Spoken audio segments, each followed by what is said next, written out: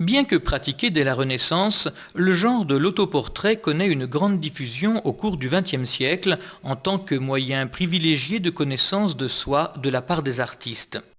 Nombreux furent les autoportraits peints par Egon Schiele qui choisit souvent de se représenter nu.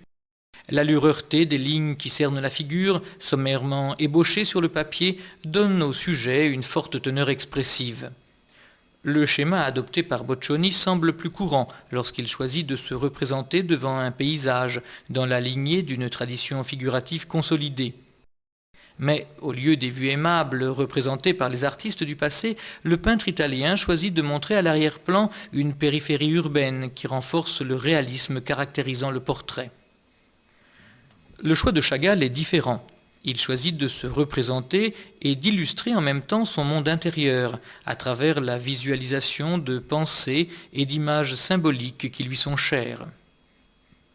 Le ton intimiste des autoportraits, caractérisé par un cadrage à mi-buste et donc par une vision plus rapprochée, est souvent remplacé par celui plus officiel des portraits d'autres individus, souvent représentés en entier.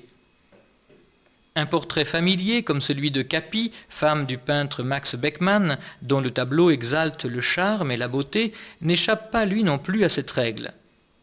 La cigarette que la femme tient du bout des doigts est un signe de distinction, mais aussi d'émancipation féminine, de même que dans le portrait de la journaliste Sylvia Van Arden, peint par Otto Dix.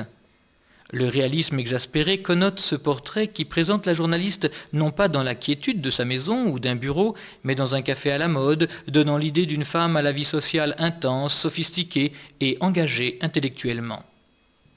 À l'opposé du réalisme minutieux qui caractérise les portraits des artistes allemands de la nouvelle objectivité, nous trouvons les images floues et indéfinies des portraits de Francis Bacon, dans lesquels les formes d'édité empêchent de reconnaître les figures.